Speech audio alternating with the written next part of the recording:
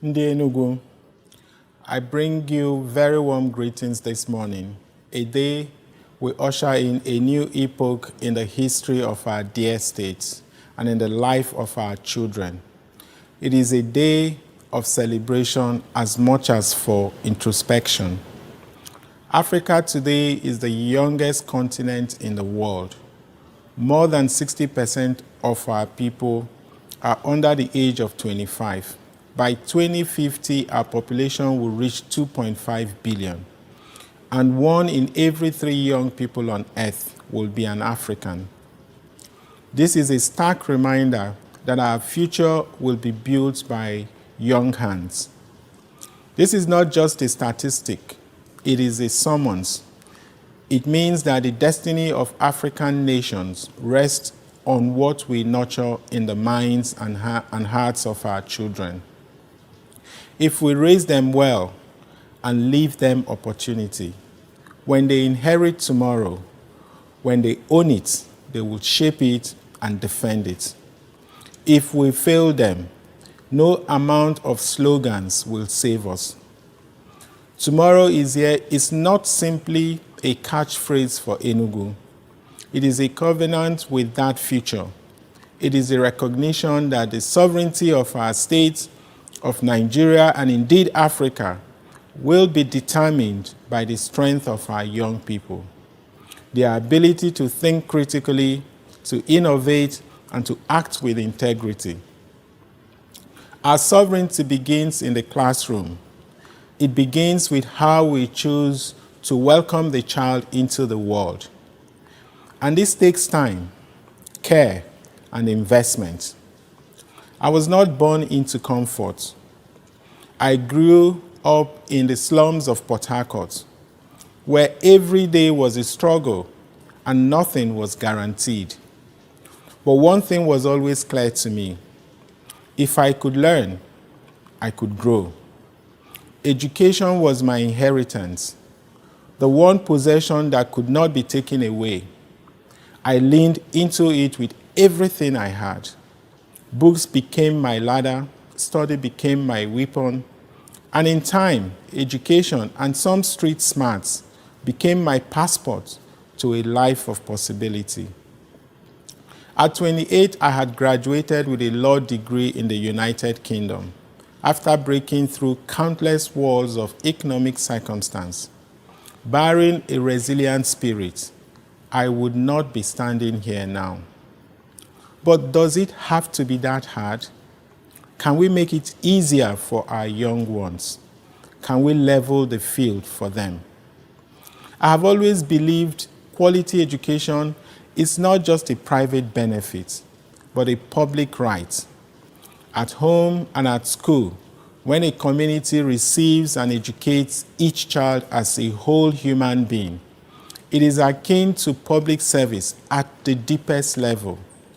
The habits a child rehearses, attention, curiosity, patience, empathy, self-belief, become the civic habits of our culture. A school day shaped by rhythm, responsibility, and care quietly trains the nervous system for self-regulation and the social muscle for cooperation. Those capacities later show up as lower violence, stronger communities, and a public square that can tolerate disagreements without tearing itself apart. The school then is not just a service, it is a commons where the human village renews itself. When children combine skill with culture through science, story, math, music, creativity, connection, and play, they join the head, the heart, and the hand and become a wholesome, integrated being. With this interdisciplinary ferment, they become agile and respond to the needs of the age. We need artists who can develop a business, engineers who can think creatively, farmers with tech skills, coupled with a strong sense of trust, purpose, and civic identity. The result of this experiential learning model becomes our own social glue and thrust, as we're beginning to see in our beloved state, is the hidden infrastructure on which our democracy, economy, and neighborhoods quietly run. Over time, this is how a society stays well. A culture that protects childhood, that teaches discernment and ambition without cynicism, spends less on rescuing from neglect and more on compounding what our care can grow. In that sense, the journey of the child is not a private path, but a public accord. As we midwife the Spirit's arrival through surroundings that are beautiful and well designed, we cultivate the very capacities a healthy society needs to endure, to adapt, and to flourish. The smart green schools are the most personal and transformative project of my leadership to date. They are not only schools, they are my promise of a new society, my covenant with the Enugu child. In them, tomorrow is here finds its truest form. So what does smart green schools look like? And why smart? Why green? Each of the 260 schools is designed as a complete ecosystem for learning. Smart means integrating technology, critical thinking, and problem solving into every subject. Each has about 25 digitally connected modern classrooms, ICT centers, robotics, and AI labs, e-libraries, and spaces for experiential learning. They are green because they have renewable energy sources and smart farms where children plant, grow, and harvest learning agriculture, not as theory, but as practice. And they are inclusive. Every child is provided with free uniforms, books, meals, and tablets. Each school has its own medical clinic, reliable water systems, and community halls that anchor the school in village life. Housing for teachers is on site so that the best educators live within the communities they serve, ensuring continuity of care and commitment. Smart green schools are not just an investment in classrooms, but in the soul of our people. The habits a child rehearses of curiosity and collaboration become the civic habits of the culture. A generation raised in schools of innovation will build an economy of innovation. A generation raised in classrooms of fairness will create a politic of justice. Those buildings are beyond mere bricks. We see in them children eagerly looking forward to the future. What makes the smart school distinctly different from the classrooms of the past is not only the architecture, but the philosophy of learning. In the old system, a child could pass through 6 years of schooling and still be limited to memorizing theories on a chalkboard. In the new model, the classroom is a creativity hub. Learning becomes experiential. Theory meets practice, and knowledge is translated into tangible skills. Children are able to put into practice what they have learned. This is the future we're building.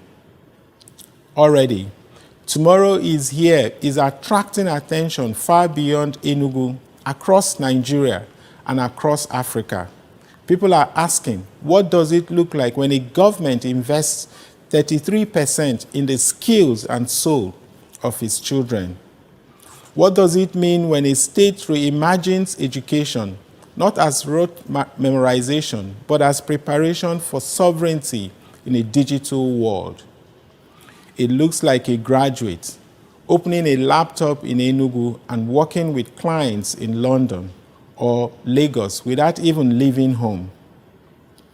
It looks like a young woman walking into her classroom robotic lab, to her family's small business and applying her skills.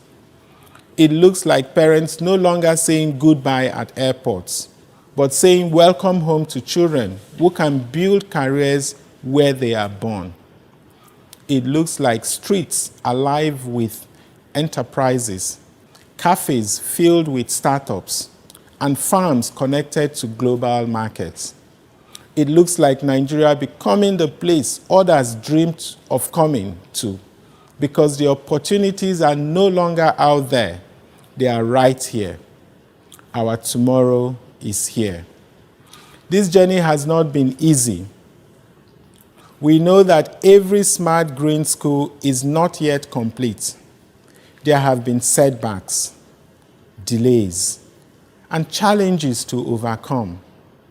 While some schools will open today, some will open next week, and yet some more in a fortnight. We do not claim perfection. What we do claim is resolve. We set out with a bold vision, and boldness sometimes requires a little more time.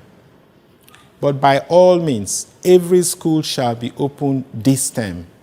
No school's academic calendar will be interrupted. We have planned for every contingency. Make no mistake, we will deliver, because attending a smart green school, even if it means waiting a few more weeks, is worth it.